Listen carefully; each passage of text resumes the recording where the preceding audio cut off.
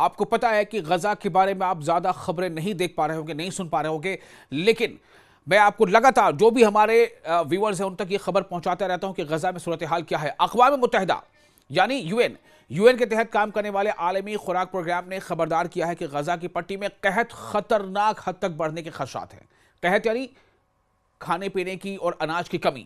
حالانکہ cease fire کے 100 دن مکمل ہونے کے موقع پر انسانی امدادی کارروائیوں میں توسیع کر دی گئی ہے، چونکہ 100 دن مکمل ہو گئے ہیں اس جنگ بندی کے، اسی لیے جو انسانی امدادی کارروائی اس کو بڑھا دیا گیا ہے۔ لیکن جتنا بیچ میں ان دنوں روک کر چیزیں ہوتی رہی ہیں، اس کے نتیجے میں کیا ہو رہا ہے کہ غزہ میں اب قحط جیسے حالات پھر سے پیدا ہو رہے ہیں۔ اس پروگرام کے مطابق زندگی بچانے والی غذائی امداد اب ماہانہ بنیاد پر 1 ملین سے زائد افراد تک پہنچائی جا رہی ہیں۔ 1 ملین یعنی 10 لاکھ، لیکن جو ضرورت مندوں کتنے ہیں وہ 20 لاکھ سے زیادہ ہیں، تاکہ انسانی بحرات کی شدت کو کم کیا جا سکے۔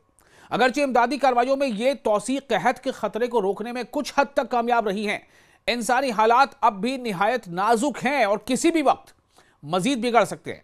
یہ لگاتار میں آپ کو وہاں کے حالات بتا رہا ہوں، چونکہ دیکھیں وہاں پر کیا حالات ہیں۔ ایک تو یہ کہ جنگ سے یعنی کہ اسرائیلی حملوں سے تباہ ہو چکا غزہ، بہت حد تک تباہ ہو چکا۔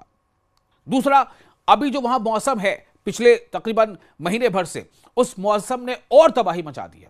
تیسرا، جنگ بندی کے بعد جو شرطیں طے ہوئی تھی کہ اس طرح کی امداد پہنچے گی، اس طرح کے سہولیات ملیں گی، اس میں اسرائیل ہر وہ کوشش کر رہا ہے کہ وہ اس پر عمل نہ ہو سکے، اور بہت حد تک وہ کامیاب ہو گیا ہے۔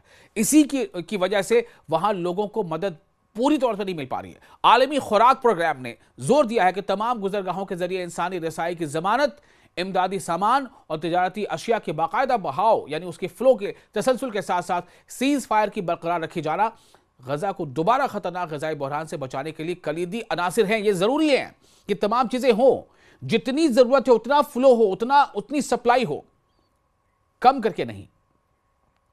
اور آپ کو بتا دیں کہ اس پروگرام نے جو عالمی فوڈ سے جڑا پروگرام اس نے خبردار کیا کہ اگر یہ عناصر متاثر ہوں گے تو گزشتہ مہینوں میں کی جانے والی کوششیں ناکام ہو سکتی ہیں اور انسانی بحران دوبارہ بڑھ سکتا ہے۔